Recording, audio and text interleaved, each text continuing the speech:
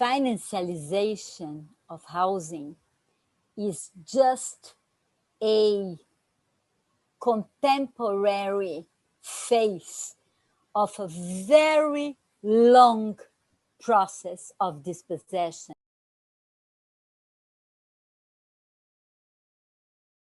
What financialization and financialization of land and housing adds in the contemporary phase that we are to this process? I think that it adds in two main perspectives.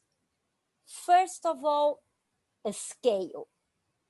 The fact that built space in general, housing in particular, became one of the most important playgrounds for financial capital. And I would say playgrounds because, yes, we are talking about games and speculative games.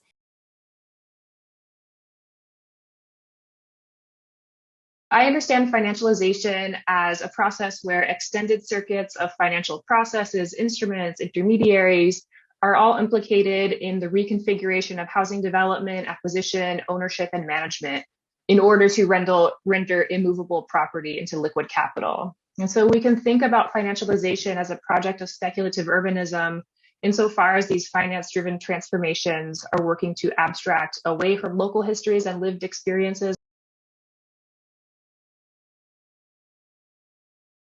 The possibility of extracting rent from private property, but also private property as a very important engine of exclusionary machine.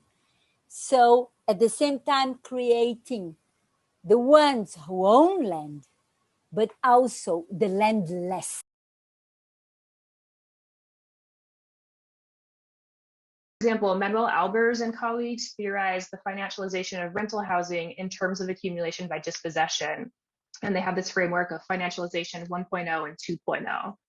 Financialization 1.0 is all about kind of aggressive acquisition of decommodified or not fully commodified land and real estate by opportunistic investors. So we might think about the private equity funds that bought up a lot of foreclosed homes after 2008.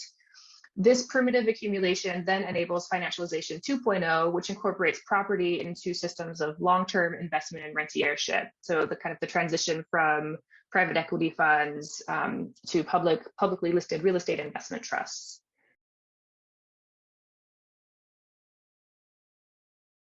One person's inefficiency is another person's home.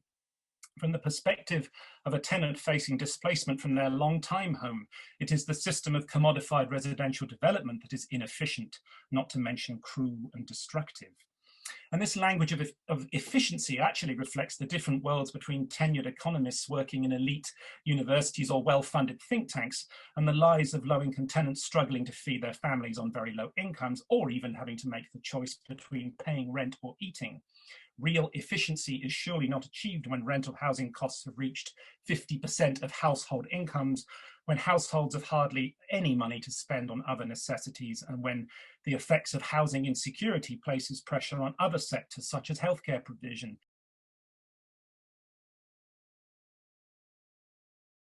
The point here is that the use of finance to enact racial hierarchies isn't new, right? These practices stretch back into the dawn of imperial capitalism.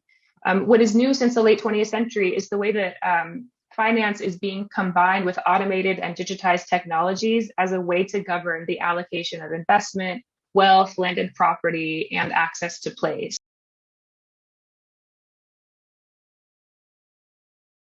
Property's been increasingly being bought up by these big investment companies through a number of very obtuse sounding LLCs and LPs. When we began in San Francisco, our sole purpose was to begin to map the evictions that were taking place and to figure out who the various people were behind these LLCs. And this is our very first map we made. The idea we thought was if we could make this more visible and public, it would be easier for people like them to fight their evictions, but also to figure out other people who were tenants of the same sort of ownership network and fight back through multi-building campaigns. And that to date continues to be one of our main purposes in terms of a lot of the data research that we do. This orange bar graph on the right shows the foreclosure rates in Oakland, and this purple graph shows the eviction rate. So you can see both really peaked around 2008, 2009, but then while foreclosures began to drop, evictions remained quite high and still are, which is important. And that data was not made public or available when a lot of reporting on the impacts of the foreclosure crisis were taking place, just because it's so much harder to get data.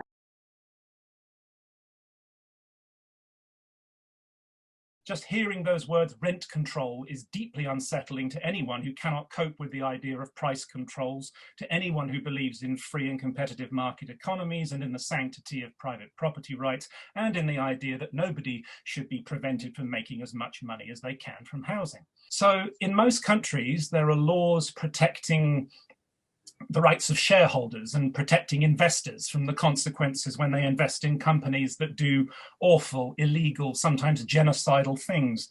But right-wing economists don't often talk about those laws. But when rent control is put forward as a tiny law protecting the rights of people to have somewhere to live, those same economists go completely berserk.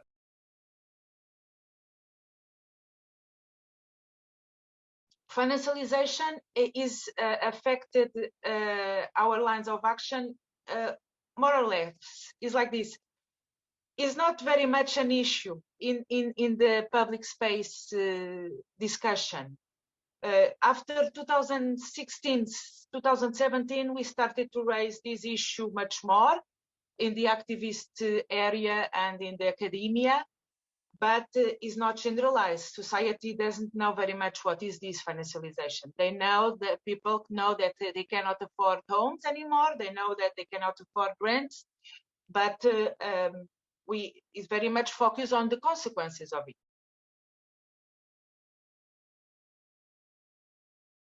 What we're arguing for is to center Black, Brown, and Indigenous housing struggles in order to bring into the frame the very deep and complex bonds that exist between people, place, and land, bonds that at once exceed and are undermined by financialization.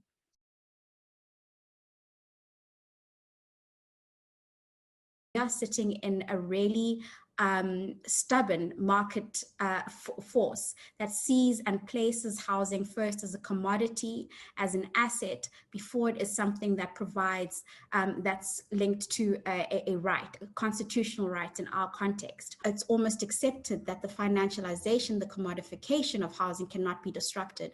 So our goal is to employ multi-pronged strategy, which at its heart has solidarity through this movement building work we've done, which is to ensure that people aren't displaced. We've been really, really radical in our approach in that we've had to think quite skillfully about how the law actually, even in and of itself, the law through the courts are a site of struggle. It's not a neutral space to think that, you know, using the justice system does not necessarily mean that you use you achieve a just outcome.